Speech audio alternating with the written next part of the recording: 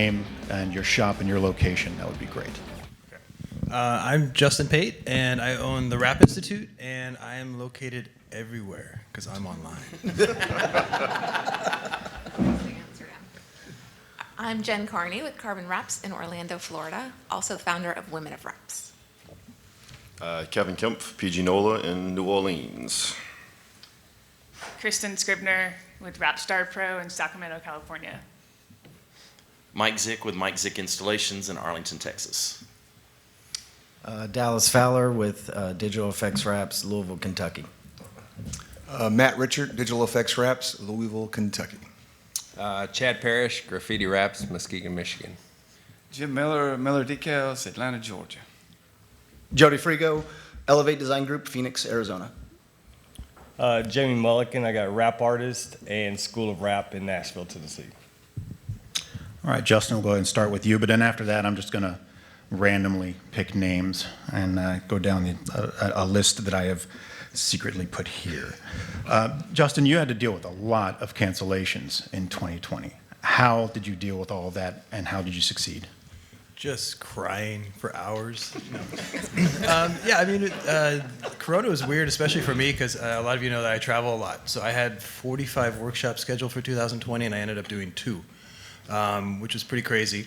And also, you know, I was starting a new company, a new location in Germany, and I think a word of advice is never start a new location in Germany during Corona. So complications, you know, just it's a very complicated thing to start it. You know, Germans love rules, lots of rules. So that was really crazy. And also in May, my business partner died.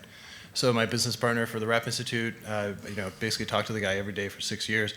Just wife found him on the floor, and his complications due to Corona, so he was gone. So it was a really crazy year for me, and this was, you know, planning for 4 or 5 years to kind of build the Rap Institute to what it was. So it was like a lot of things that I was planning on disappeared. It was pretty crazy, and, you know, plus, you know, someone I was really close to was gone. It was nuts. So it was, you know, there's periods where it's like, you know, you have, it's interesting, and I think all of us kind of felt that too, is that you're like, okay, 2020 is gonna be awesome. You know, going in January, February, it's like, you know, Rap Institute Live Miami was awesome, and it was like, you know, had all these things planned, it was gone. So what do you do? You know, and it was really interesting to see, to pivot, you know, I think I'm really into that.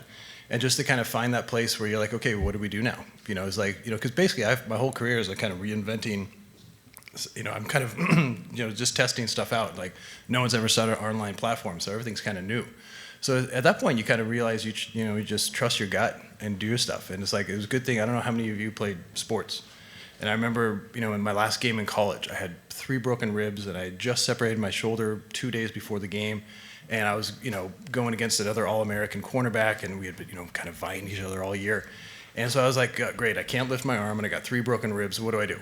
You know, and it's like, that's when your training comes into play. And that was, I think all of us kind of did that too a little bit. It's like, okay, I've been practicing for years. I got my rhythm down, and so how do you adapt? And so I ended up having like, you know, 160 yards, and I scored 2 touchdowns, you know, and it was cool. And how did I do that? It's because I trained a lot, which was cool, but I also had a good team.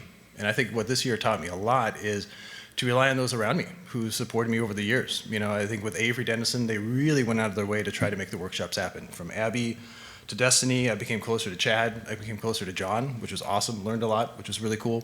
My team for the Rap Institute, awesome in America. So they really, you know, stuck together, and if you notice, our videos got better.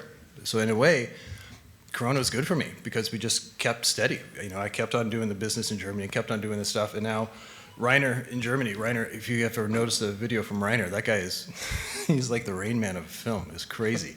So our videos have gotten better. The rap experience that we did in November, awesome. So I think that, you know, the biggest lesson that I learned is just trust your gut, trust that you know what you're doing, and even if stuff goes, you know, I found that, you know, in life, when things get really crazy, you know that in 4 or 5 months they're gonna get great.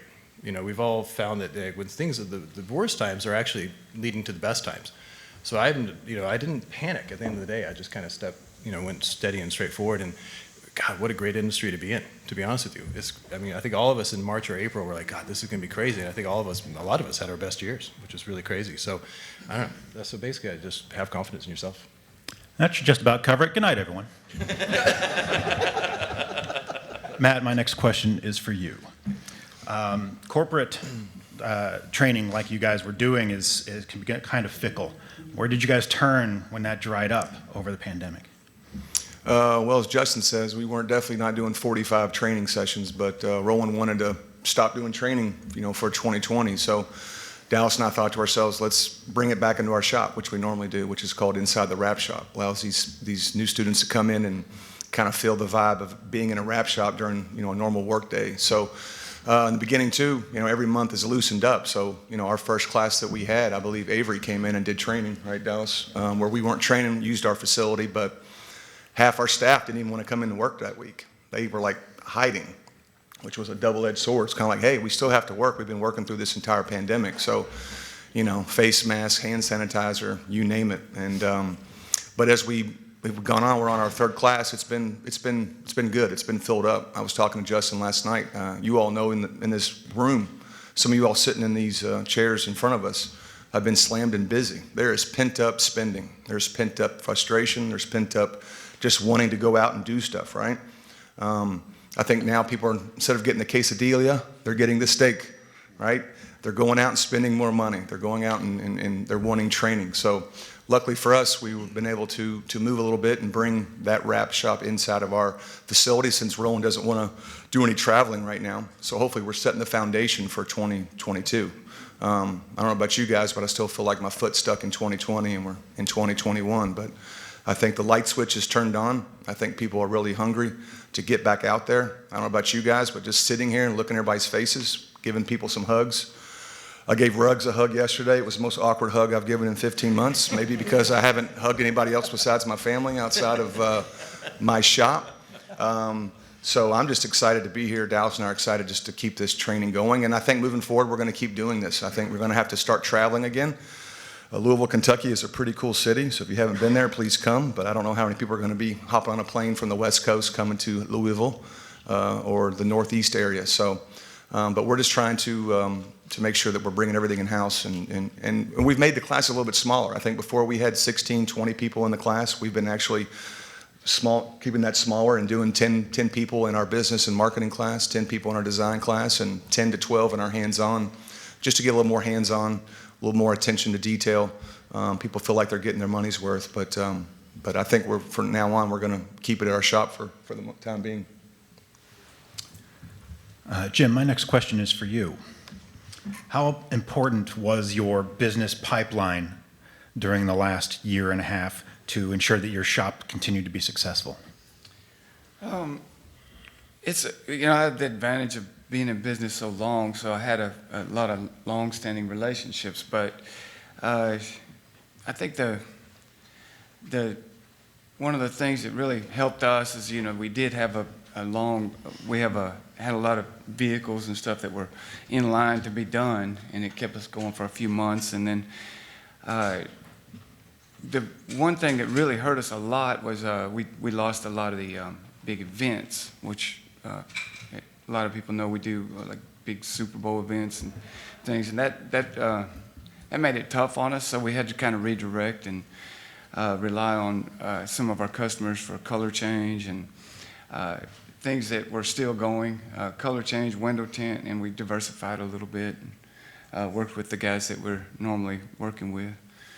And it was very important to have that pipeline of good customers.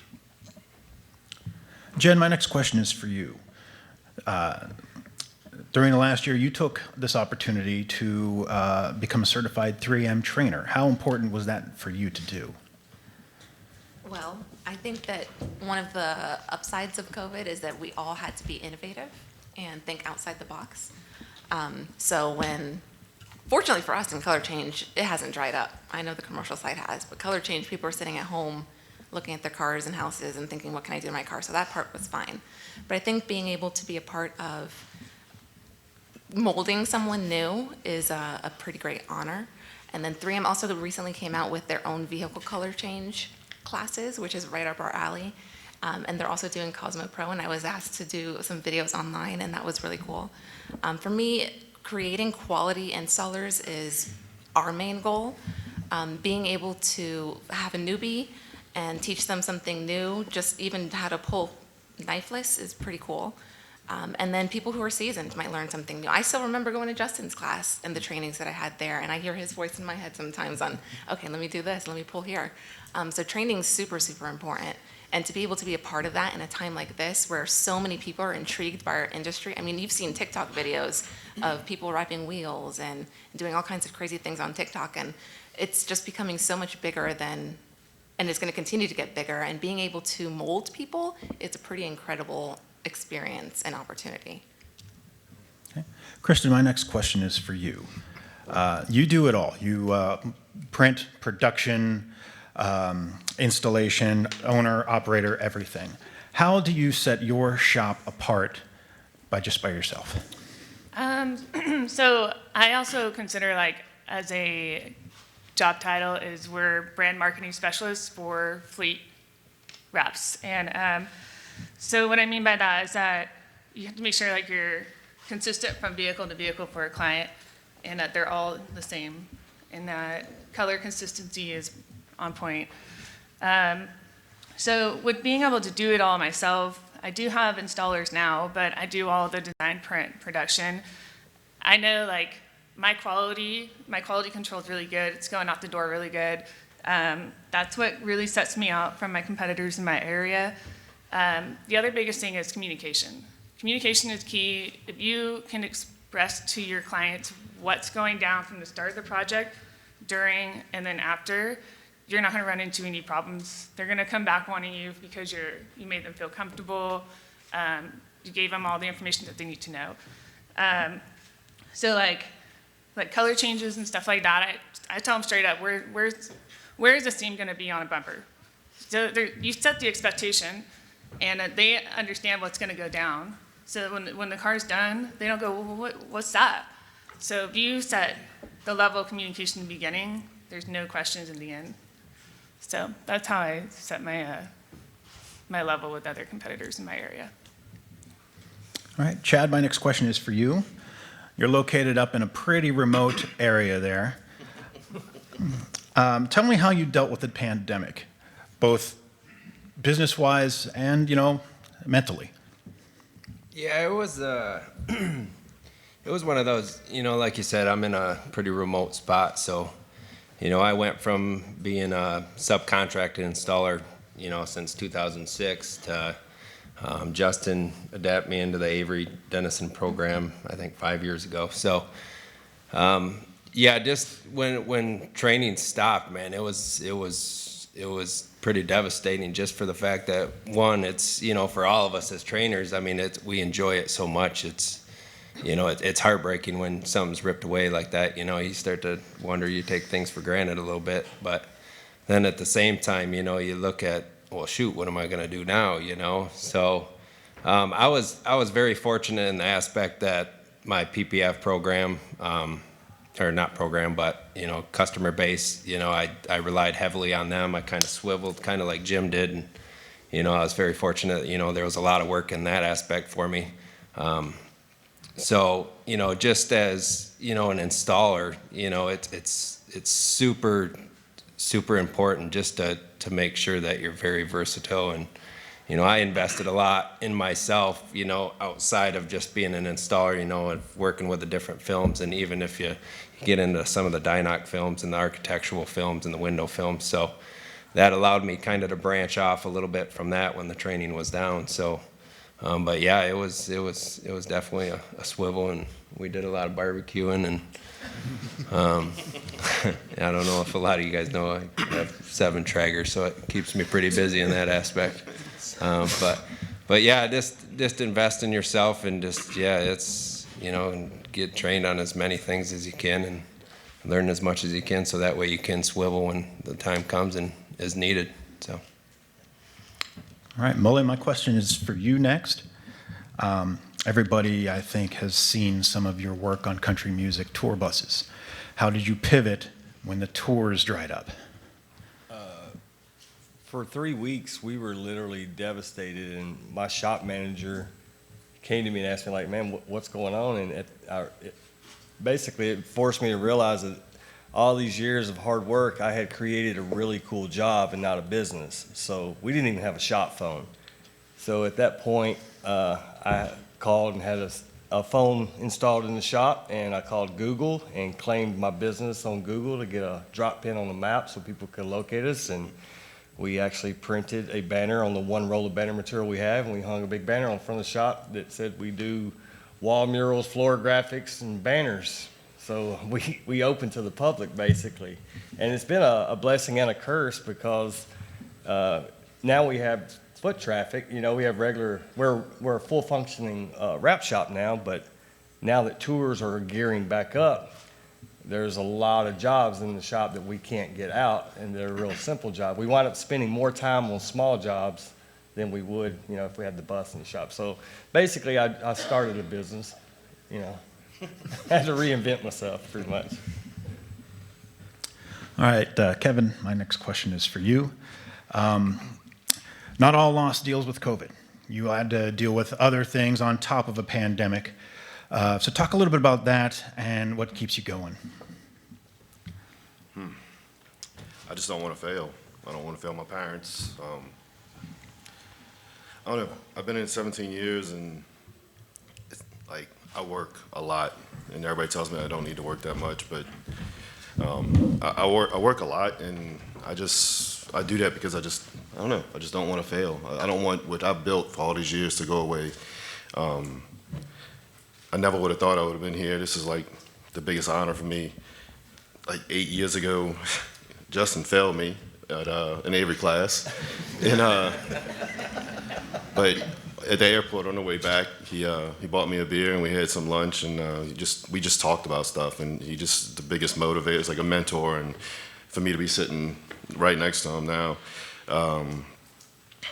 stuff like his pep talk is kind of plays into things now, because I remember after his talk, he just every year at SEMA, I had a car, and I'd find him, like, man, tell me what's wrong with it. Just scope it out. I'd have him every single car, and until I won in 15, and then he gave me that official like approval and hug, and like, you know, you did it kind of thing. So little things like that along the way. I'm a one-man show pretty much. I got my guy Easy. He's been an installer with me for 8 years. I have my son Colin's friend Julian. He's a solid kid.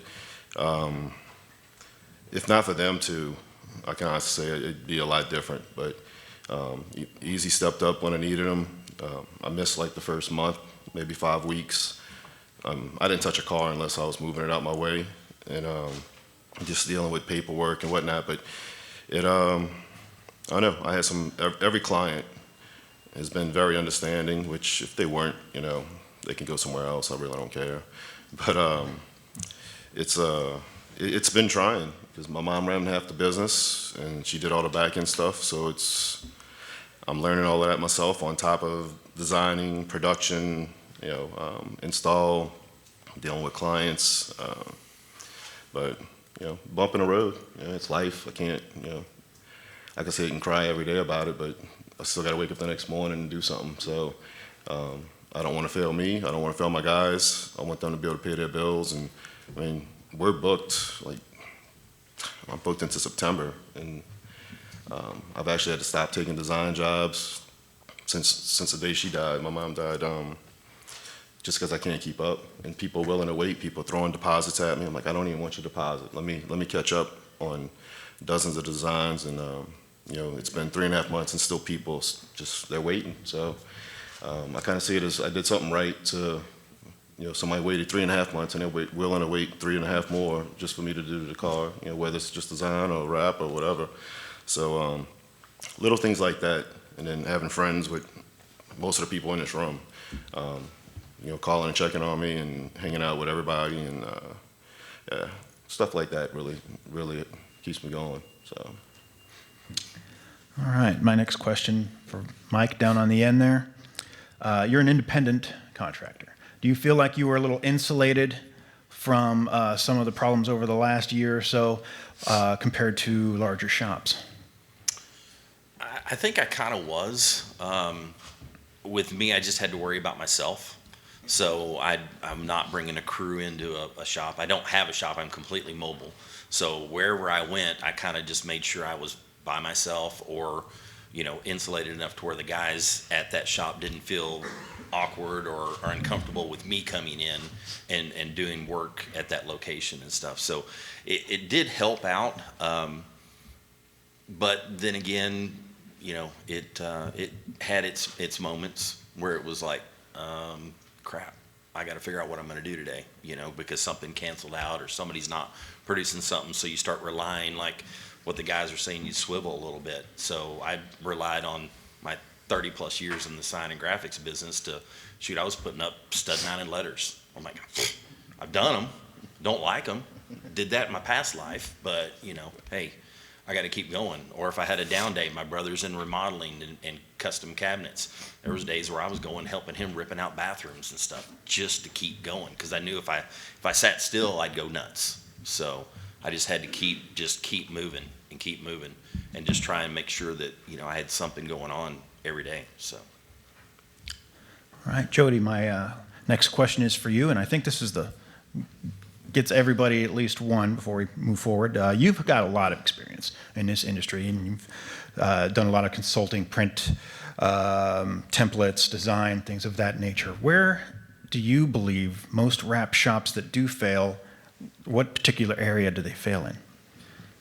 You know, what I've seen, and I've had the pleasure of being able to make a ton of friends and get to know a lot of people in the industry. You know, what we see is the process.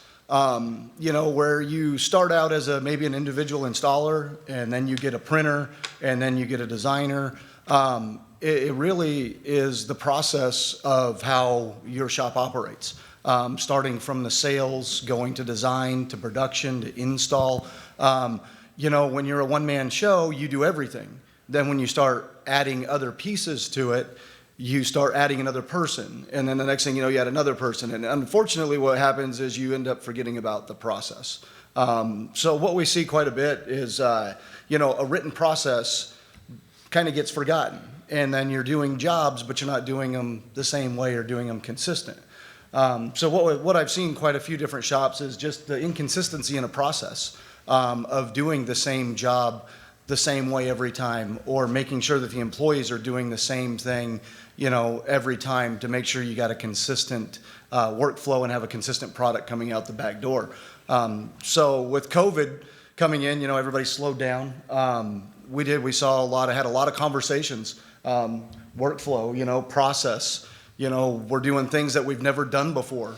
It really opened up the door to a bunch of different new aspects of business for people that, like Molly, you know, the tour business went away, the event business went away, and so you have to fill that in with something to keep moving forward. So, you know, had a ton of conversations, you know, about how do we include this process into our shop, because it's something we normally don't do. So I'd say process would be the biggest one. All right. Kind of like to take a minute here to open up the floor if anybody would have any questions for these guys right off the bat. Not seeing any. Let's go ahead and move on. This question I'd actually like to ask each and every one of you the same question. Oh, wait, sorry. Don't answer the guy in the back with the tie-dye shirt. Come on, Lambo. I got a question for the, I guess the manufacturers is, what are we going to expect, or what are we going to see with this broken supply chain? Are we running out of vinyl, or what's going on in the near future and the far future? Supply chain issues. Anybody have any feedback on that? There's nobody up here that can help with that. You're the first one I looked at. I speak on behalf of the entire industry. No, just on behalf of 3M. Yeah, supply chain issues, huge demand, especially in personal auto, and raw material issues due to the Texas storm and some other manufacturing plants. So, yeah, it's a top priority for us at 3M to get our supply back. And we appreciate you guys. I know it's been very tough to deal with. So we're working very hard. It's our top priority. And I've heard from other companies in the industry as well. It's an issue across the board. And it's not just this industry. It's other industries, I think, as you guys know. So that's about all I can say. I can tell you on the color change side of things that by the end of Q3, we should be fully recovered. We'll be in and out of back order on certain colors, say on 2080, 1080 between now and then. And then as far as inkjet goes, IJ print films, what I'm seeing from 3M is something like Q3 in and out, maybe even into Q4 in and out of back order, although that one might get better faster. I don't know if Jessica or anybody else has something different to say about that one. But yeah, tough, I know, it's very tough. Thank you, Tim. Does anybody have any examples of how they've worked around lack of supply? Well, I'll just speak up on this because I'm a part of the design and process part of our business.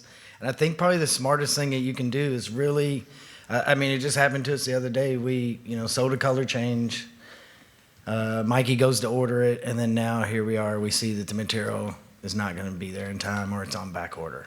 So I would say for sure, just adjust everything that now, when the customer comes in and they're actually wanting a color change, let's get on the phone right now and find out if that color's available before sending them out the door, taking the deposit, doing what you need to. I think a lot of it, even for us when it first happened, is just adjusting to all of this stuff. I wouldn't say all of us buy extra rolls because then there'd be none left for anybody, but we have been doing that whole dependence of us buying a couple rolls a week because that's what we needed to keep the material fresh. It's like produce, so to keep it fresh.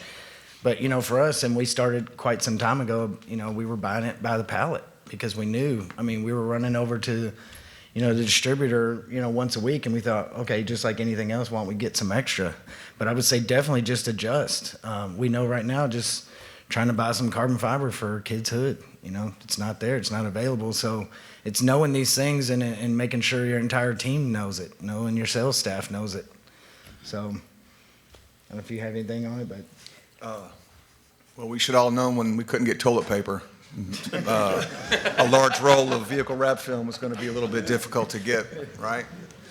So the only thing I'll add is, as Dallas said, is about a year and a half ago, we started doing consignment. So we have a pallet of film dropped on our floor, every 30 days, and we pull from it what we need. So that's been it's been a big help. So that and increase your prices, right? So if you can't get film and you have it, let it rip, I think we'll get out of this here pretty soon. I think it'll happen quicker than we think. I think people are a little nervous about it. Once again, as we said, it's weird. It's weird not being able to pick the phone up and get what you want, right? It's weird not being able to call. And the other day we called and was getting 30 or 36-inch black film, just regular black film. And we're on back order. I'm like, black? You know what I mean? Do you have dark gray? Do we print it? What do we do? So it's an unusual world to be in, but we're going to get through this. Think about this, too. All you all sitting out here, too. You've gotten through this so far. We've been through a big deal. As I tell my kids, we've gone through something that your great-grandparents have never gone through. So if we made it through this bump, we're going to make it through the next bump, And I think it's a testament to all you guys staying in business. The most thing that I've been impressed, and I'll shut up, is I've been impressed of how resilient this industry has been and how everyone, not only in this room, but in the graphic industry and the lighted sign business has stayed busy. I think people realize how impactful marketing and vehicle advertising and signage is. It's a true testament. So I'll knock on wood as well. I got one other, and it gets back to what we were talking about earlier a little, or some of you were saying, communication. You got to communicate with those customers. Let them know, hey, we may not be able to find this color. So I had a toter home recently I had to do up in Oklahoma, talking with the guys like, hey, I know we're trying to match your trailer to go with the toter home. We're going to go, this is the color that we're after. If I can't get it and can't get the material, fortunately, the guy lived about 20 minutes away from Jody. So either I was going to get it and get it nailed, or I'm going to sit when he goes home with the trailer, then Jody will take care of it. So just having that backup plan, giving them an alternative to what might be happening can make all the difference in the world. And the guy was perfectly content with it. Fortunately, I was able to get the film. It wasn't an issue. We got it squared away, but I had that backup plan to make sure that customer was maintained. So just communicate with them on the front end. It's huge. Just let them know what's happening. I'll say what Matt brought it up. Everybody's starting to spend their money. People have been backed up and they didn't spend their money last year. So especially fleet graphics. So what sucks about the shortage is now all these companies have all this built up money and they're just trying to bang stuff out. So I've never bought a pallet of vinyl before, like for digital print. But you know, I've had to buy 2 pallets in the last month and a half or so, and just it's a great feeling. But at the same time, it's like, man, you know, I'm buying all of this, and there's a shortage, and I'm not really worried about anybody else in here not being able to print. I'm taking care of my own stuff, but just everybody else is just coming in at one time. Like I said, they built up money and they slowly trickled in, and all of a sudden, like I have a fleet job with landscape company, and it seems like they bought like 8 vehicles this month, well, in May. And he's like, oh man, I need to get in, and we do a mix of color change and print on theirs. And so I'm calling them. I got, man, I need 4 rolls of this. It's just Avery gloss green. Come on, nobody really buys that color. He's like, oh no, it's out. I'm like, who buys this besides me? So it's been a blessing and a curse, but it's just like Matt said, it's hard to call up. Oh man, you can't get. It's going to be another month or whatever, and it's. But at the same time, you have those great clients that have been clients for years and years, and you got to explain to them like, man, it's on back order, you know, and then, I'm glad you're buying all these vehicles, but if I can't get you in for another month because I don't have the film, you know, it is what it is. So everybody's been understanding though, but it is definitely a tricky situation. Talking to various clients and telling them the same thing over and over, just different businesses. So I'll chime in real quick. So kind of piggyback off of this is I'm just talking about communication and being a brand marketing specialist, keeping that color consistency across each vehicle. So like in my shop, we came across the challenge of the 3M shortage, and I have one particular client that has to have this specific blue. And knowing that the IJ180 175, it's going to print on this really, like this perfect blue, I'm not going to give them an Avery product or an Arlon product because it's going to shift. So what I did was I bought the pallets for this particular client, and then everybody else I would use whatever was available. And it would just communicate across the board, like, hey, we're not using 3M today, we're going to be using this. It's still the same quality, whatever. Just communicate so they understand that product's not going to fail and they're not going to be coming back. So. All right, any other questions at this time? Hold on. I'm going to get my exercise today. Throw it. I don't make enough to break this.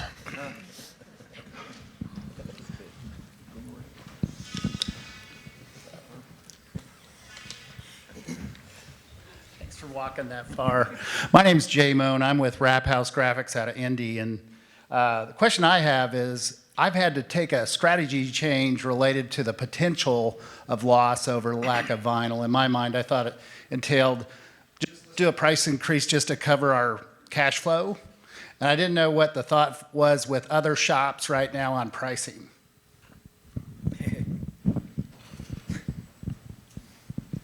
I'll assign someone.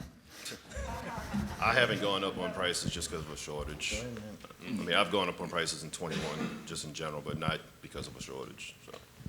Yeah, we haven't changed our pricing too much. Mully's talking too. I mean, we've talked to some people. We hired a business coach about 4 or 5 months ago, and the one thing we found out is we used to be the highest in Louisville 17 years ago, but we also went 10 years of never raising our prices, right? So we were still high, but health insurance has gone up, employees rate, everything's gone up, but yet the value or the dollar of a vehicle wrap has gone down. So to me, the numbers don't necessarily match. So we found ways to increase our pricing by not necessarily increasing the price of the wrap. So we weren't charging enough for artwork. We're giving our clients 3 different avenues of pricing for artwork. You want basic, intermediate, professional. We're doing a lot more upsells. We're doing a lot of maintenance with our vehicles. We're trying to get our clients back in the door. So we're not just charging, instead of $13 a square foot, we're now at $16 a square foot. And you have some people too. We priced a boat last week. It was a, $5,000 or $6,000 boat. The guy responded back angry and he said, looks to me like you priced it like you don't want to do the job. And I said, I think we priced it to be profitable. There's a reason. And I think everything else with what Kristen's saying too is just be transparent. As soon as you can be positive and you confirm with your pricing and just give the price. It is what it is. But like Kevin said, he's so busy. What year? September? I mean, that's a hard thing to tell people, man. Yeah. I'm booked up till September. And even if he increased his prices, even if he went from a $5,000 wrap to a $10,000 wrap, how could he get it done? How could he get it done? So that's our question too. And we tell our clients as well is not only are we busy, but we have to keep that same quality of level of work every single day. So if we're going to cut corners to get this job in, it might actually damage our reputation and our business. I know it sounds kind of silly, but I think everybody in this entire room, that's what we pride ourselves on. We want other installers to walk up to our work and go, man, that was done right. And that's why we're here. If we weren't, we wouldn't all be in this room right now. Yeah, for us, we haven't raised our prices at all, but we offer other services. So we've added tint, we've added paintless dent removal, we've added selling wheels, PPF, detailing services, and ceramic coating. So not only do we print design still and do color change, but all of that just adds extra cash flow. And then now we're a one-stop shop. They don't have to go somewhere else and spend that money. They can do it all with us. Yeah, and I agree with this, Jen, on, I mean, you gotta, if you're looking at raising prices just due to shortage of supply or lack of customer because of COVID, you gotta shift and move a little bit. We normally were a full-blown shop. We've also started doing, outside install, which we normally hadn't done prior to COVID. We really never touched that side of the market. But due to COVID, we shifted over and started doing, outside install for other print manufacturers in our area.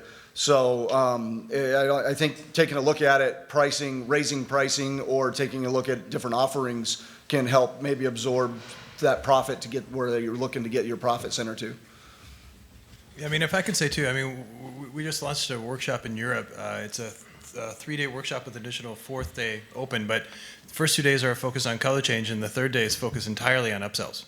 So it's chrome deletes, ceramic coatings, stripes, all these things that you can add on top of a wrap. I would highly recommend that, because I mean, I was teaching the few workshops that I did teach last year in France, for example.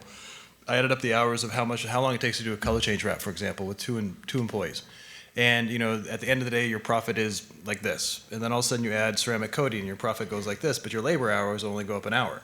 And all of a sudden you add all these upsells, and you're actually within 5 additional hours with the right upsells, you can make an additional 300% profit at least. So if you do have clients and you do have the material, even for commercial wraps, I mean, I call it suntan lotion for cars. But ceramic coatings are great. Just one coat of ceramic coating on a full print wrap. The colors look more vibrant. The customers like it. And, you can charge $500 to $1,000 for 1 hour work. I'm down with that. You know what I'm saying? So that's, I think, the good way to offset this crisis right now with the material is just add those upsells, but then not do that after.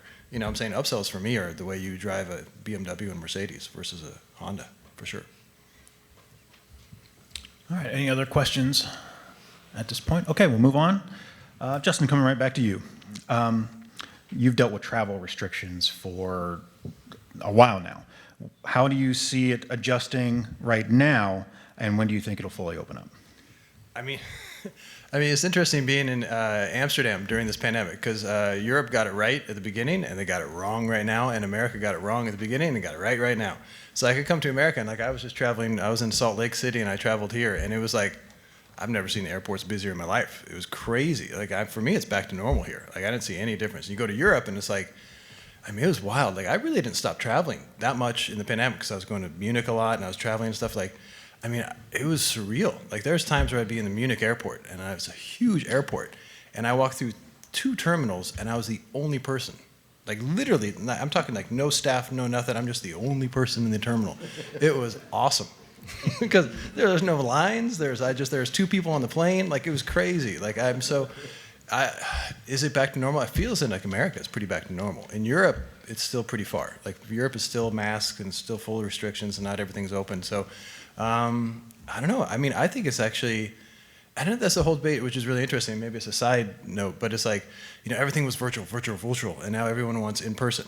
And it's is it going to balance out? Because right now people are extreme coming back to normal. I love seeing everyone in person, giving hugs. Hugs are weird. I agree with Matt. It's kind of, but again, is it a balance? Because even I just had a client who wants me to come to LA, for a job, and for my cost to go there and all this kind of stuff, they're going to pay, solid money for me to show up there. I'm like, can we just do a Zoom call for 2 hours? I'm like, no, we want to see you in person. So I wonder what the balance is going to be in the next 2 or 3 years, because yes, travel is getting back to normal, but we all see it's we're all here. We all spent money and time to be here. Is it worth it, or is that balance? I think it's going to be interesting. I think we're all dying to get out, but at the same time, I'm curious how it's going to shake out at the end of the day. I'm glad I'm not in Hawaii right now trying to rent a car. That's all. I don't know if you guys have heard, it's $600 a day for a rent a car in Hawaii right now. just because there's so much pent up, people are traveling, you know what I'm saying? So I think right now it's pretty expensive to travel. It's interesting. Matt, coming back to you for the next question. I want a specific example, if you could, for this digital effects. What was your biggest hurdle over the last year, and how did you overcome it?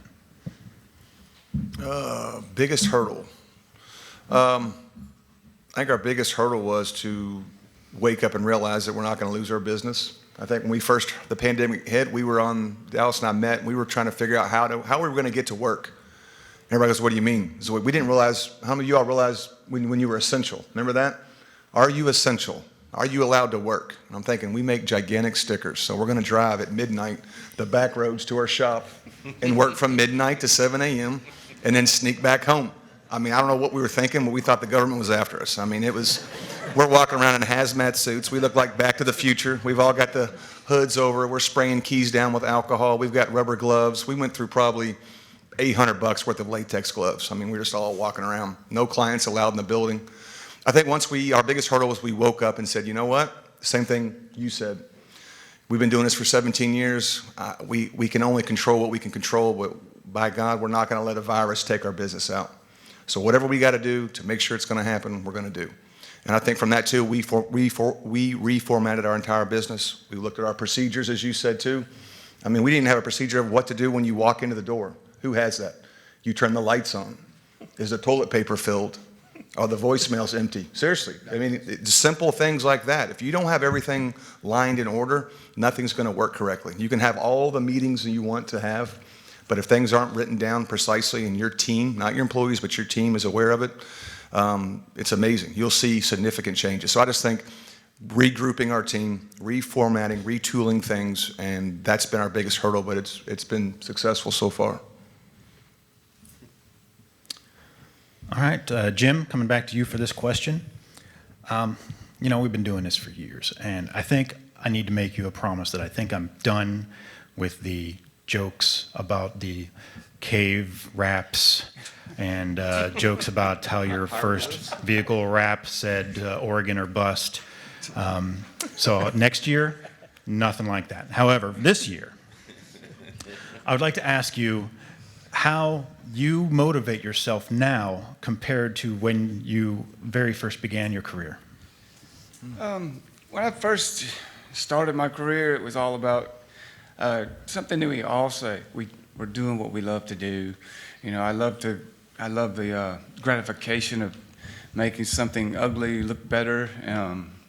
I like the reward in people's face when they see the work we do, and the gratification I get from doing a big commercial job and seeing it on the news and seeing it. So that really kept me motivated at first. I think at this point in my career, the thing that really does it is you guys. I mean, it's all you guys. It's the relationships I have with other people in the industry.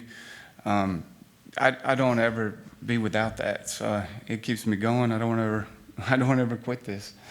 I want to keep going.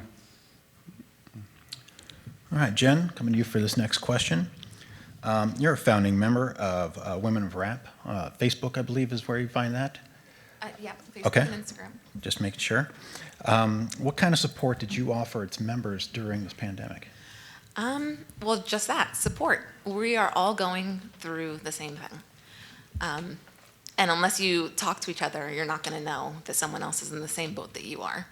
So being able to just have a place where you ask, hey, how's everyone doing? Are you guys busy?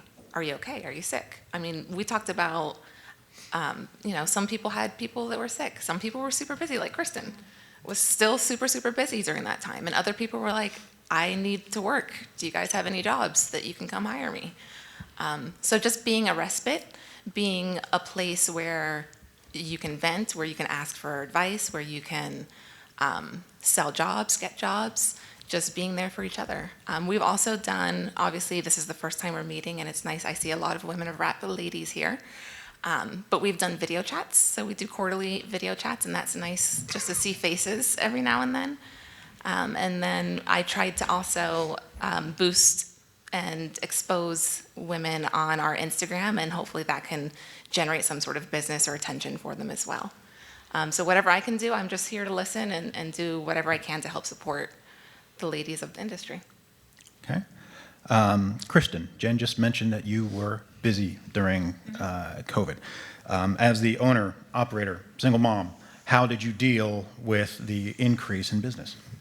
Well, first, I was super grateful that I had as much business as I did during the pandemic while other people were suffering.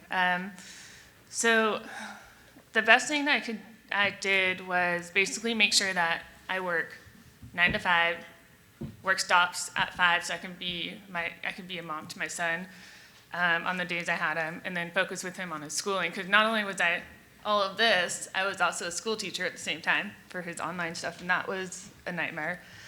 But we got through it. So with that, I also gave myself weekends, because if I overworked, I would be burned out, and I don't want to be burned out because I love what I do, and I've established a pretty good business.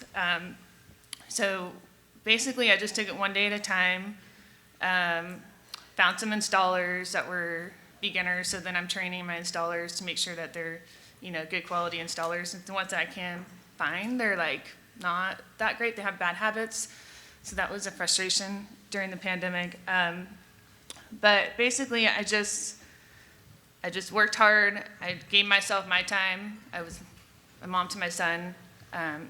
So it was a super challenge, but made it through. I think we're on the same boat.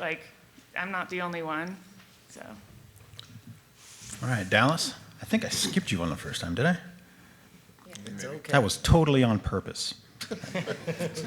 Talk to me about being a designer, and over the last year, how have you kind of shifted your focus for digital effects? Well, Matt kind of touched on it just a little bit, but I know when everything first happened, we just really, as a team, we really just grouped together. Now, we do work with a lot of people in our area, so we're constantly pushing out designs for other companies, but we had quite a bit of workload going into the pandemic. We had a good month and a half, 2 months of work of install stuff, but we really just regrouped as a team, and we said, okay, we started doing everything through email.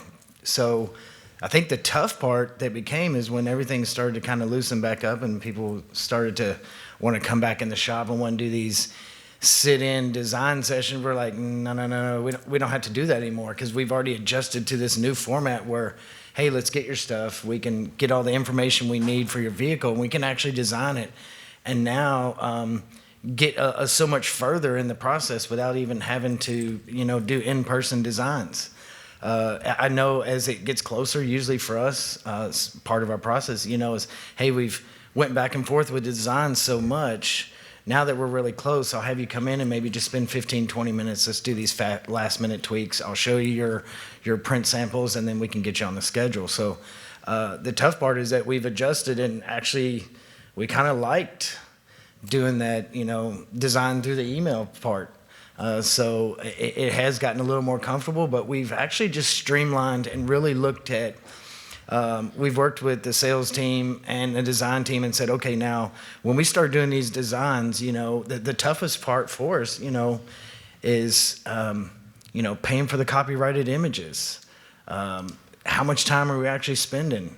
Well, how much can we really even design for $250 or $500? I was really having to explain to my designer, we're really arrangement artists, but she says, well, I just don't feel like we're creating stuff from scratch. And I said, well, if we really had the time and they had the budget, I will create a dragon from scratch. Or if if a plumber comes in, he's like, hey, I want my name and I want these pipes and I want water. And you're sitting there thinking, well, it would take us forever to create that stuff from scratch. So we do have to depend on purchasing properly copyrighted images. So when they would come in now, it's like, all right, well, you want water and you want the plumbing pipes. Okay, well, those are 2 images right out of the gate. And then not only the time that I need to take and spend design-wise. So we've had to sit down with our designer and say, all right, well, their budget's $350 or $500. Well, how many hours actually is that?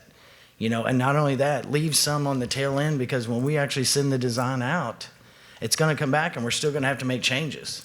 We really realize that they would only pay so much for design, and we wanted it to be so awesome, and we wanted to really have our name and our brand out there. And in our competition with, you know, our local is we wanted it to be great. So we were spending more time than we were getting paid for the art. And we really just had to become really, really strict on our design process of saying, well, all right, only so much time for research to think about it, figure out their brand, look at their website, and then not only that, what are we really going to do, and where are we going to find these images, and then how much time do we actually have to mash all this together? So I would just say really get strict on of the sales team and the design staff of what you're really charging. And we found too that it's not really that simple. You know, there is different levels, and so we've had to offer a couple different price points, you know, a couple different tiers of design. You know, some of them don't want a certain level, but I would say just become stricter about the sales and actually how you're selling the design. And we found that that's went a lot smoother for us, and it's actually increased our profits on something that we were kind of giving away just because we wanted our cars to look really awesome, you know. And if I can interject really quick, just one, I might forget at the end, but you know, one thing that really helped me during this time is, and I've known Michael for years. He's the owner of Yellow Tools, Michael Altoff, and I've always done videos at his place, and he's always talked about lean and how good his company worked and stuff like that. And it was interesting for me, but I never really paid attention so much to it because I had a partner, you know, who kind of focused on the admin, and I was just the pretty face in front of the camera.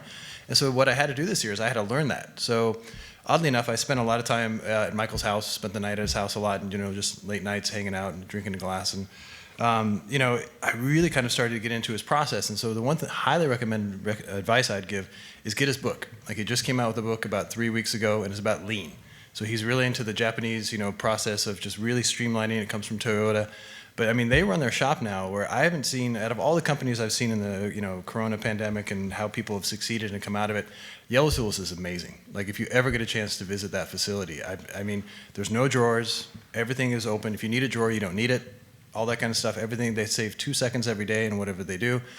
His organization before the pandemic led to his giant success. I mean, he had his best year by far last year, and what he's doing this year, I mean, I was just at Michael's shop like 3 weeks ago, and he has a monitor literally this wide, and he opens it up, and all his Trello boards are on it. He's like, these are the new ideas for tools we have. His 3D printers that he has, the laser cutters that he has right now, every time I'm there, he has a giant new machine. And he's using it, he's maximizing it, like efficiency coming out of his butt. It's crazy. So, I mean, I highly recommend getting his book and jumping on that. I mean, a Kia comes to a shop, Mercedes comes to a shop, the German government comes to Yellow Tools to figure out how to run a business. I mean, that's the streamline. So I'm learning through that. So if you take anything away, like Jody talked about it, I mean, for me, it's, Michael says it too, it's 98% system, 2% personnel. And I always thought it was, you know, the opposite. And if you have a good system, you can plug anyone. My daughter, I think you saw it on Instagram, we were visiting the shop and Tiger Lily showed up and she was watching everyone work, and she put together 30 of the tools in like 15 minutes. How could she do that? Because she pulled the thing off the shelf and pulled this other thing off the shelf, and there was instructions, and she's put the tools together. She's like, Papa, that was cool. I'm like, yeah. I'll say I've been to Michael's shop, and it was the most, me and Tate, and it was so streamlined, it was scary. Like, scary. It was, me and Tate wanted to go back home and just like gut our whole shop, rip everything out, and just start over. But I'm like, man, I got a 5,000 square foot shop. There's no shot doing that. But yeah, Michael's shop was the way his girls work and his guys work, and like you said, he literally has this wall of all these parts, and on the side he has like a legend almost. So it has a picture of the tool, and it has, you know, go to drawer A.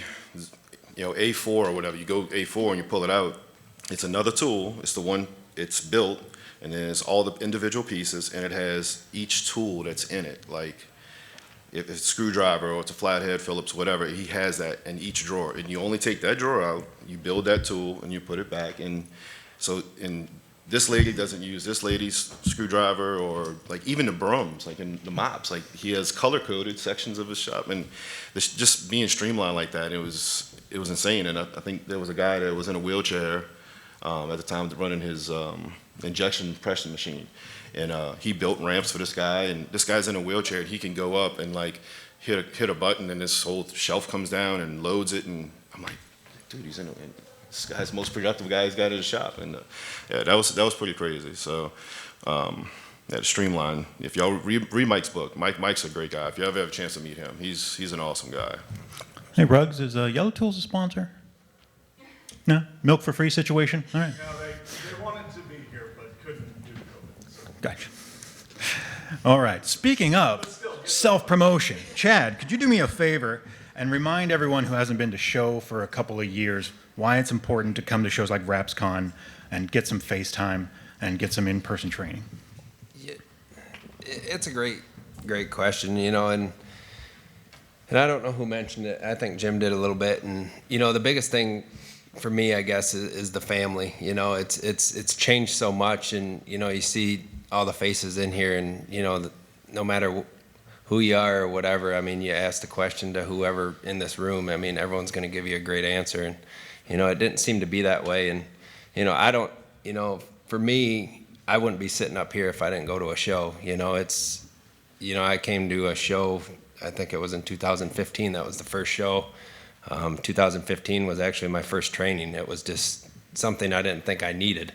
And again, I ended up getting, you know, 13 certifications and, you know, went to 13 classes to get those. And, you know, it just, you know, it brought me to where I am. And, you know, you start to look at, you know, even different manufacturer classes, and, you know, every material is going to be different. And, you know, so they react differently, and so going to these classes and going to these certifications, you know, it just, not only it makes you more valuable, but, you know, coming to these shows, you get to see, you know, new products and kind of be, you know, up on the up and up, and, you know, so it's super important, and we all learn from each other, and the only way to get better as an industry is to keep this growth, and, you know, I love it, you know, and just like Jim said, you know, it's what drives him, and, you know, coming here and giving hugs, and, you know, I still haven't got my Ruggs hug, so I'm waiting for that, and if you haven't got a Ruggs hug, there's something special to go along with that, so. It's awkward, very awkward. Be sure to do it early in the morning. And you guys when it's have a fresh. dirty mind, because that wasn't supposed to be funny, it's just, it's a delicate hug, so.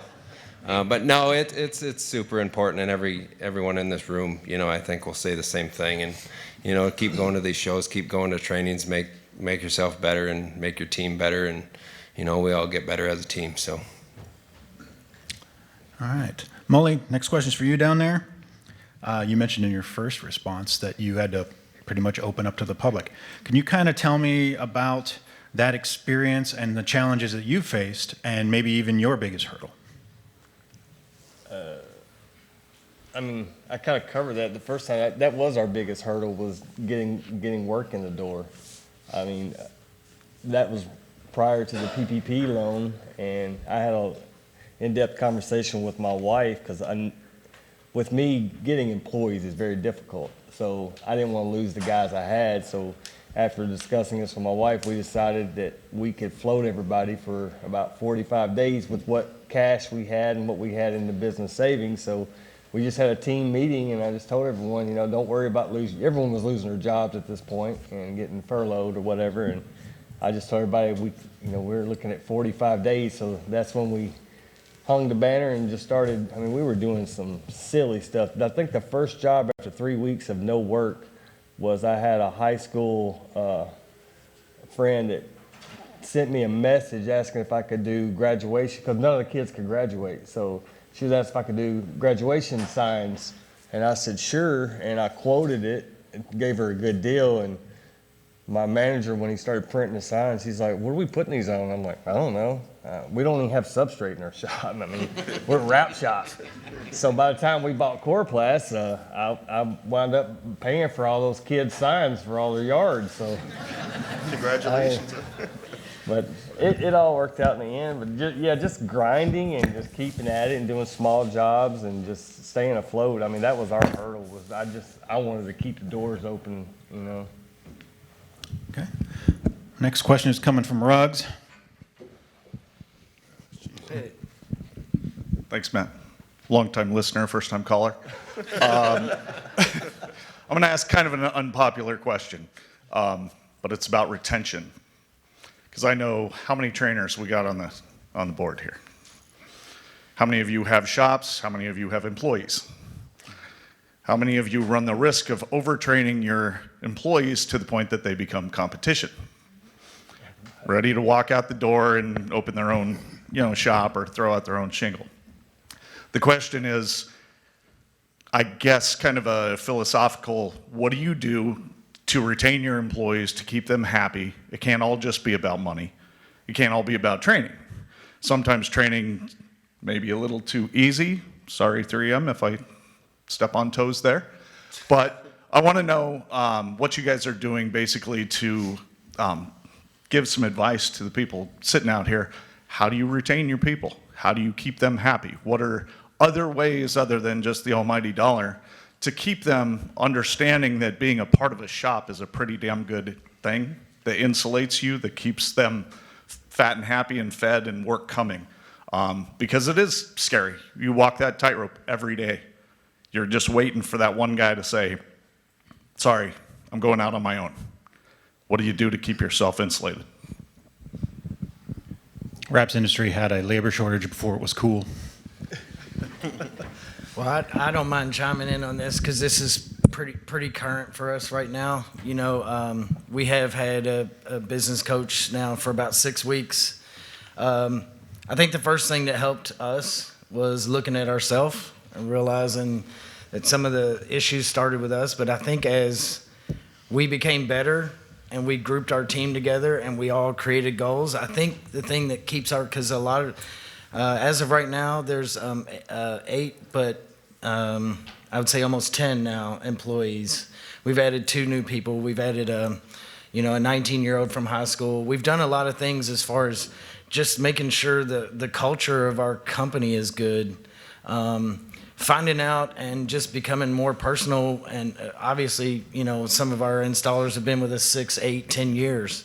But just creating this culture and us having the same common goals. I mean, our business coach asked us, he said, if you had all the money in the world to do what you could with your company, what would you do? And I think my goal now is to kind of create this business where my employees or my team, actually, they just want to show up to work and they want to work because it's fun for them and they're not having to worry about money anymore. I wish I could take the money part away, but I think now it's our job to figure out how we can price these jobs properly so that we can get them the more money, so that we can pay them more.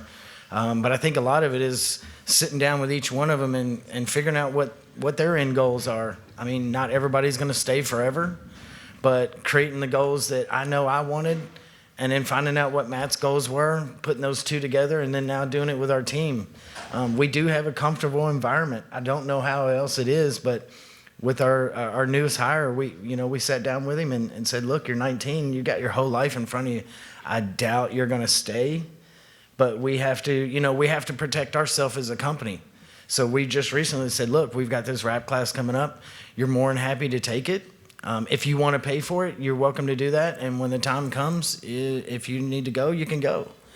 But if you want to be a part of our team, we'll actually pay for it. But we're going to have to, do some kind of non-compete. But they also, too, do need to understand that we've been doing this 16 years. The hardest part when you step away from us is you got to get the business.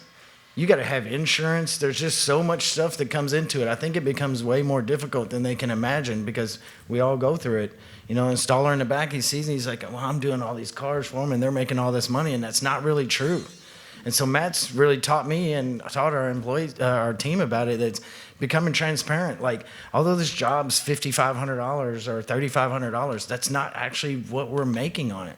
When you actually back everything out, here's how much really the profit is, and that's if we make no mistakes. So I think really becoming transparent with them and showing them like, hey, here's really what it is, and if we all become efficient and we work together as a team, and I even learned years ago from Justin, just, instead of grabbing the roll and cutting an extra piece, why don't we get under the table and grab some scraps? These are all things that we can kind of come together as a team so that we can get there. But, hopefully that was some kind of help, but we've had to face that now. Some of our teams we have happy at. We try to pay them as much, but, there's never enough money, right? And then when they all get that money, we all live up to our spending. So, just trying to give them bonuses and do everything that we can to kind of keep them, in a great environment. And just us looking at ourselves and becoming a great leader for them. Ruling with iron fist isn't always the way, I believe. So I don't know if you have anything to... No, real quick, I know, First thing, my dad thinks I'm crazy for training people. I don't know if anybody's family member said, why in the world are you training people in your industry? That is absolutely insane. You can't comprehend it. And the same goes with your own employees. So what I've learned too with marketing is, even with ours, people say marketing, I go spend money on radio advertising. It's the experience that your clients have in your business. It's the experience they deal with you and how you communicate in the work. But that same experience has to be transferred over to your employee, your teammate, your team workers. So we don't show our entire staff every single number, but we're more transparent about what's going on in the workings of our business, of what it really takes to get this job done. So when a guy's back there installing a job and he goes, man, it's 5,000, this is 8,000, this is 10,000. As a business owner, I walk through and I see a $5,000 job is 2,300. I see a $10,000 job is hopefully 6,800, right? Because there's profit involved. I don't see the top number. And we've told our installers, yes, you could go out right now and probably install an entire vehicle by yourself and make about the same amount of money as you do here an entire week. But you're also getting your health care. You're also getting profit sharing. You're also treated with respect. We also train you. We let you wear what you want to wear in the office. We let you wear headphones while you work. We try to make it as comfortable and family-oriented as well. I want our clients to come in and feel like a family. So hopefully we sell that as a bill of goods, as this is what we're doing. And we tell our employees too, whether you're here and you're 19 and you're only going to work for a summer or 2 summers, we want you here for life, because we're here to do this for a long time. So we just don't want an employee for a week or a year. So if you're down to roll with us, we want to have you here. And that's kind of how we operate it. And so when you come to work for us too, you get a personality evaluation. We see how you fit, how you're wired, how you're fit. Is it a good fit? Not only want to make sure you're a good fit for us, but that we're a good fit for you. It's a two-way street. It's a relationship. So, and if somebody wants to leave rugs, they leave. I'm not saying they can do it, but we all know when you train somebody, just because you teach somebody how to do something doesn't mean they're going to be good at it. Doesn't mean they're going to enjoy it. Doesn't mean they're going to actually excel in that. We hope they do, because by training people and making people better, it really just makes our industry stronger. So if you want to go out and do your own thing and compete against me, well, let's go. Man, that's how I look at it a little bit. Yeah, I mean, I'll step in on it. So environment's huge, like Dallas says. Having a good environment to work in, family oriented, make it friendly, make it fun. The other big thing that I've seen is find out where that employee's heart is. I've hired guys as installers that really had dreams of being a designer, and it doesn't work. He's struggling in the back, but yet at the end of the day, he's just wanting to be in a shop, because he knows eventually he wants to work from the back to the front to get up into design. So what we end up doing there is we end up actually kind of working a little bit of two-step with it. So we have him work on install, and then we'll also bring him up and have him do a couple different things in design and just kind of see where it goes. Again, it's got to fit for the shop, but the employee has to be able to fit where they're wanting to go. So I mean, you can't bring somebody in as a designer and then ask them to be an installer, or you can't have an installer that wants to be a designer. So really, we sit down and have a really big conversation about, where do you want to go? Where are you at right now? What is their dreams? So we can kind of get an idea, what that employee is thinking. If they have the drive and they're like, hey, I want to sit in your seat in 5 years. Great. Going in that they're self-motivated, they're hard-driven, and they're wanting to be successful. So then it's up to you to create the environment to keep them. We do team building once a month, where we'll go out and we'll actually do different outside activities. We'll go to Topgolf. We'll do different things with the employees outside of work. We'll schedule a light day on a Friday once a month, and we'll basically take half a day and we'll go and we'll do a team building. Whatever activity that is. All of our employees are a little bit different, so we kind of rotate through some different activities. But what I've found is my employees communicate so much better by doing that the team has strengthened themselves just by us going out and spending time outside of work and actually having fun. So I highly suggest that's one of the things that I did find that really changed the way the actual environment in the shop changed, is by them going out and having fun together. Also, the communication started opening up, and we started seeing that flow, basically kind of transition to where I didn't have to be the one telling everybody what to do. Now, all of a sudden, everybody had voices, and they were able to communicate a lot freer than what it was before. Satisfied? I'll chime in one more.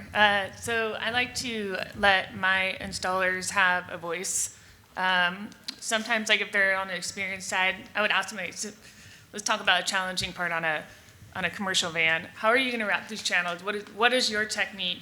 And then I let them talk about, like, what their voice is. So they go, I want to do this, and I'm going to do this, and do this. I'm okay. So we'll evaluate and be like, all right, well, this is how I would do it. And by letting them have a voice kind of makes them feel important. Like, they're here, and they want to be here, and then you're accepting them, and, you know, we're all happy and stuff. I also do a level of expectations. So let's say an installer is going to start in California, it's $13 an hour minimum wage, beginner, but they want to make 20, 25. So if you want to make $18 an hour, this is the level of expectation to 20 to 25. So that they understand where they want to be. Like, they want to make $25 an hour, they know what they need to do. So if you set that level of expectation on the table, the communication's there, and they're going to work for it. I'll chime in. I struggle daily with this as a shop owner and having a training facility, because as a shop owner, I've never been accused of being the smartest guy. I've always been told you work hard. So my whole job and my business is completely different, and I can't really relate it to most other wrap shops. We work literally around the clock, and then we'll sit dormant for 3 or 4 days, and then so in essence, we'll do in 3 days what an average wrap shop will do in a week or 2 weeks. You know, it's just volume big, got to get it done. So the way I incentivize my employees is I don't tell them a start time, I don't tell them an end time. It's kind of 9 to 5-ish. If they come in late, I don't open my mouth. If they want to leave at 5 o'clock, I never ask my guys to stay late. They know, I want them to learn that this is the task, we're a team, this is what's got to be done, let's get it done. I buy lunch every day, even when I bring in, and I mean, my business functions off of freelance installers. In 2018, I spent $178 grand on outsourced labor and $33,000 on airline tickets and $22,000 on hotels. So when I expanded my shop, I built a bunk room and full bath and shower at the shop, because these guys are literally coming in every week. But when buying their lunch every day is like, if you've got 5 guys or gals working for you and they all break for lunch at different times, you spread that out, you're losing a lot of work.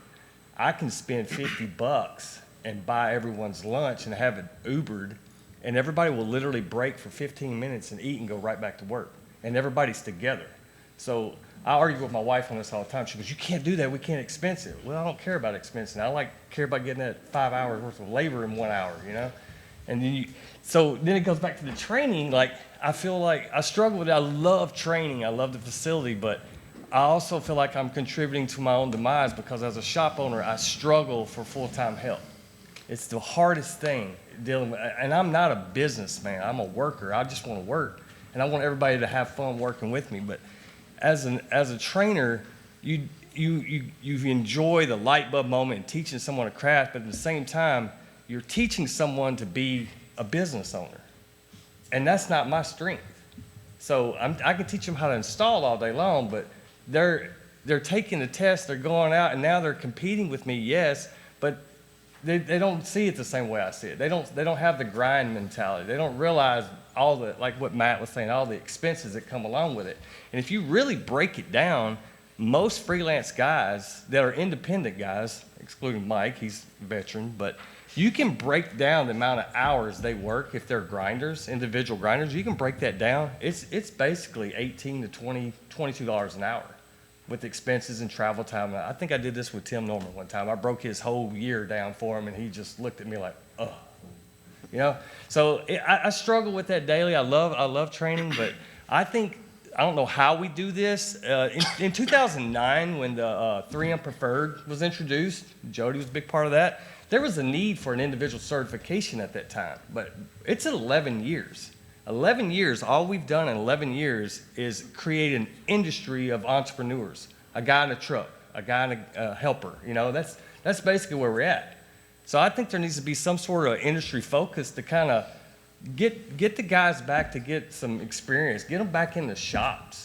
Maybe we make the trainings harder. Maybe we make the test harder. Maybe we make it mandatory that you have to prove experience before you're eligible to take a test. I mean, I think there somehow, some way, and I don't have the answer, but it's like we need to focus on getting experience and building their shop. Everybody's talking about how hard it is to retain employees.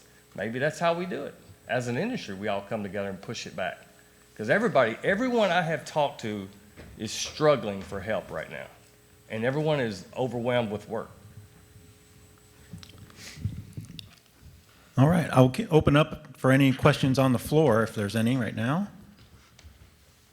All right, looking at the clock, I've got a few minutes left here before everybody gets back to their booths and gets to work and everything like that. So, Kevin, I want to throw you a couple questions. First off, I'd like to know how you got your nickname, the Professor. I would also like to know, since you are the MC of the Wraps Olympics happening here at WrapsCon, what your preferred bribe is. And then I would like to know how important unique design has been to your business model over the years. A bribe, I'm not a judge, so, I mean, but White Claw. I like definitely not White Claw. I drank one White Claw with them, and they got a picture of it, and bribes, I like beer, and right now I need a Monster or a Red Bull or something, so that could get you closer to the stage. I might give you some stickers and all, too. But what was the first question? Professor. Okay, so my last name's Kemp, and the movie, well, let me back up. Back in high school, all the coaches, when I played football, called everybody by their last name. So at the time, the Nutty Professor movie came out, and his name was Professor Clump. So when Kemp turned to Clump and Professor, and yeah, it just been called Professor since I was maybe junior year in high school. And then as I went and started getting, I've always been an artist, so I was hand drawing, charcoals, pens, pencils, all of that.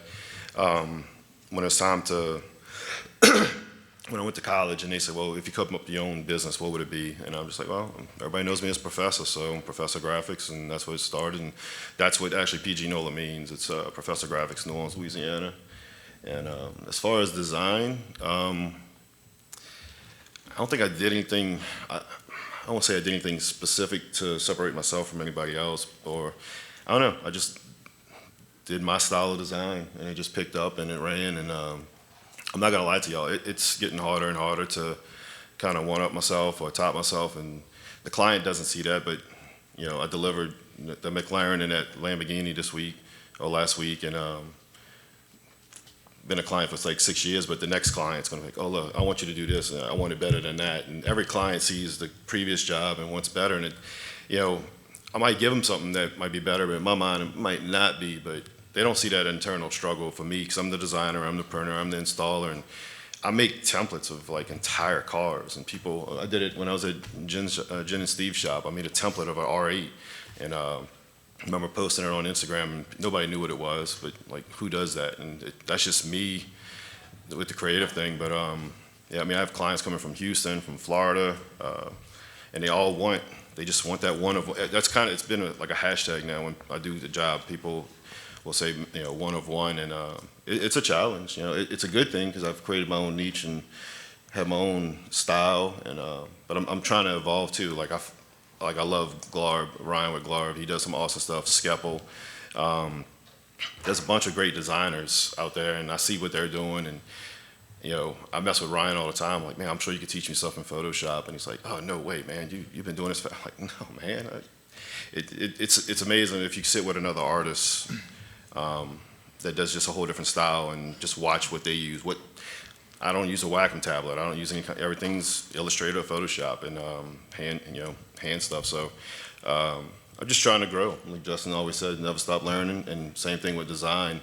So yeah, it's fun, but that's probably my most stressful thing is designing. That's why I'm not taking on anything right now. And the client doesn't realize how much design time goes into stuff. And I'll tell clients all the time, my design time is usually more than my install time, hands down, like on most cars. So like the McLaren and the Lamborghini, I probably have 29 hours in design. I time everything. And well, we wrapped the two cars in 72 hours, but like for the most part, we had the Lamborghini done in like 5 hours. And I got 29 in design. So Dallas mentioned earlier, and I wanted to ask everybody else, like how many, whoever designs, how many of y'all actually do sit, like, will have a client sit with y'all versus just email? Because personally, clients can't sit with me. Because if they're gonna sit with me, I want like $200 an hour, because I know what I could get done in that hour, where they're like, oh, move this to the left a little more, move this to the right, and I don't want somebody sitting over my shoulder either. So I'm curious how many of y'all out there actually will have a client sit there and do a consultation, and how do y'all charge for that? Because, you know, at the end of the day, like, not all y'all small shops, but I am, and 2 hours in the office with somebody making, you know, some minor little changes versus me wrapping a Challenger hood in 27 minutes and making $400, you know, I'd rather be out there doing that than, so.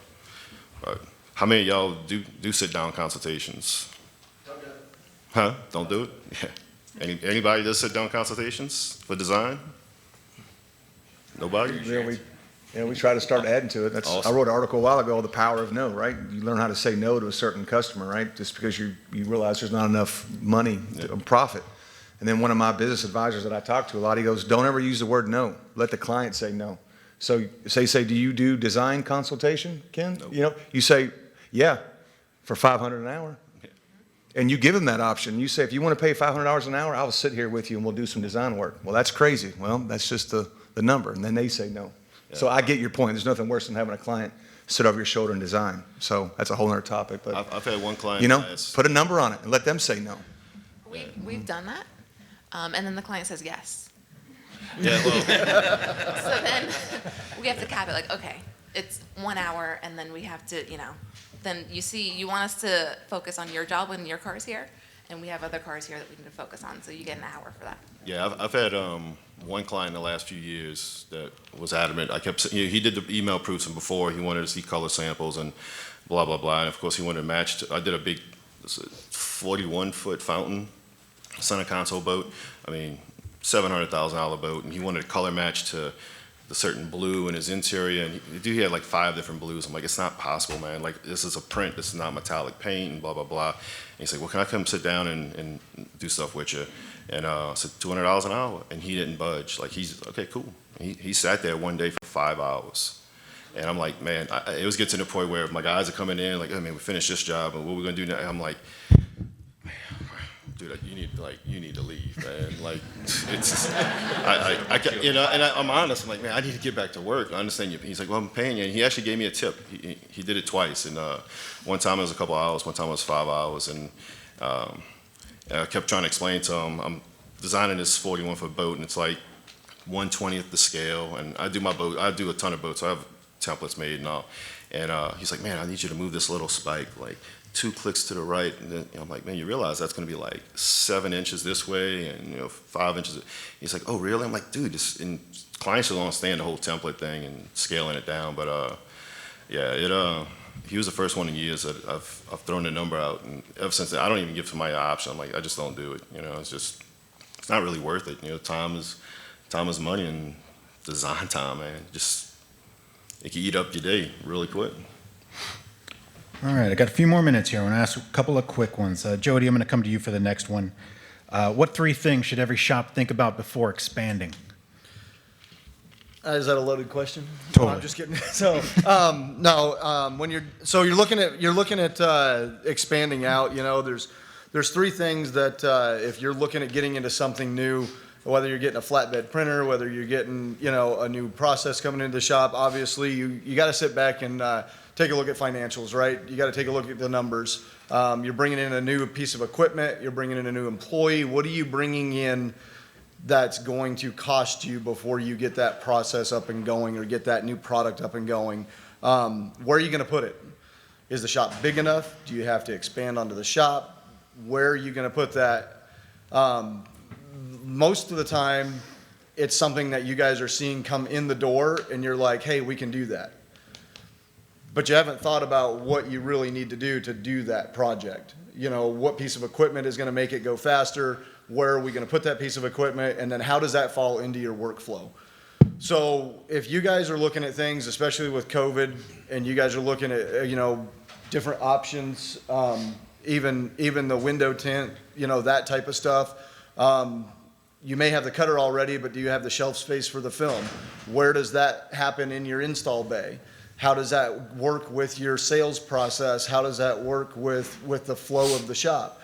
So if you guys are looking at getting into something different or expanding out, the first thing I always look at is financial. You know, what is it going to cost? How long do you have to carry that cost before you can repay that, before you start making a true profit? You know, run the numbers down. It's always great to expand, but you have to run the numbers out to make sure that you're going to be profitable when you guys go through that. How long is it going to take me? What do I have to sell it at? You know, then you got to look at the room in the shop. Where are we going to put this new piece of equipment, or where are we going to install this new service, or how is that service going to work? Is it somebody in a van? Is it somebody, you know, in the shop? Do we need another employee to do it?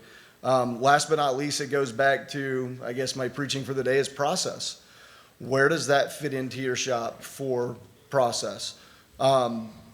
Take everything into consideration financially, look at your location, and then look at your process before you decide that you're just going to jump in and, hey, this is what we're going to do. I've had quite a few different scenarios. We started doing a ton of work for high schools during COVID. The kids weren't there. They had budget. They needed to spend that budget. And so we found ourselves doing a lot of work. And we got asked to do a bunch of different things that we normally wouldn't do. You know, hard signage, substrate stuff. We're a wrap shop. We really didn't carry substrate. I had to sit down and really run through numbers to figure out, is that something that I wanted to get into? You know, what does a substrate cutter cost me? You know, if we're going to get into it, how deep? Do I have to get a flatbed? Do I have room for a flatbed? And how does all this process fit into my shop? You know, I financially ran everything out. I looked at my shop. I looked at the process, and I decided that we were going to pass on doing hard signs for the schools. We were going to stay with what we knew, which was, you know, wall murals, you know, floor graphics, vehicles, banners, and that type of stuff, because we already had that process set in place. So if you're thinking about expanding and you're looking into it, you know, just do your homework. Take a look at the financials, figure out how it fits in your shop, and then figure out your process. And make sure that's in place before you just start dumping in the work. Dumping a new product into a shop that's not set up for the process is going to hurt what business you're doing right now. It can hurt your customer. It can hurt the way that your employees are trying to operate, because now they're trying to do two different jobs. So really give a lot of thought about how that's going to affect the shop before you just jump into it. Because a lot of us are like, it's business. Yes, we can do it, but we never think about the adverse effects that it has on the shop or it has on the employees by adding that in, because we're adding workload. You know, how are we going to distribute the workload out when we already have a guy that's super busy? And is that going to affect the current customers I have in the shop? So just give a really good thought process through before you are going to step in and do expansion. Make sure you have all your I's dotted and your T's crossed, and it'll be a lot better transition. The shop will be happier, and your customers will thank you for it. Got a question?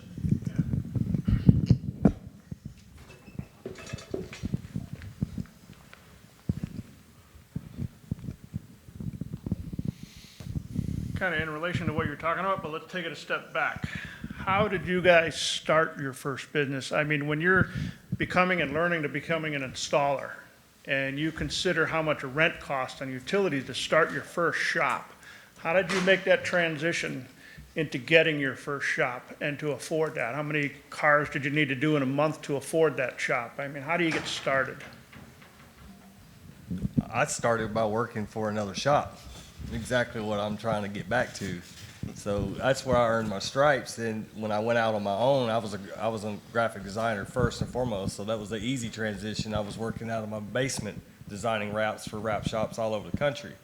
And then how I built Wrap Artists was by I would land that one good job, and then I would outsource my printing. So before I ever bought any equipment, for years I outsourced printing, and I used my square footage as leverage for my print cost. So I would barter with each printer in the locations, you know, this is how much square footage I do a year, this is what I'm accustomed to paying, can you beat that? So that's how, and then that way when I would sell a job, I would know exactly what my hard cost was in that job. So anything over that hard cost was my design time and then profit that I can make off of it. And I was installing out of my garage or renting shops or installing on location for years. And then I landed the couple big jobs where the money that I was going to spend in printing alone afforded me to buy equipment. So my wife and I got in my basement, and we put a printer and a laminator in my basement, and then that afforded me to start printing there. And then every piece of equipment that I have purchased has been allocated from a job profit. So I didn't have any money. My parents don't have any money to give me. I would refuse to get a loan, so I built slowly and gradually out of my basement, and then once I got actually Jim Miller's the reason I'm in this hole right now. He's the one that told me I needed to get a shop. And then once I got a shop, I walk in my shop every morning now, and it's amazing because in 2014, I was in the basement of my house and had an 8x10 trailer out back. And I walk in 7,500 square foot now, and I'm looking like, where did all this stuff come from? I have no idea where it came from. So I started slow, methodical, and cheap as possible. Just what I could do myself is what I focused on.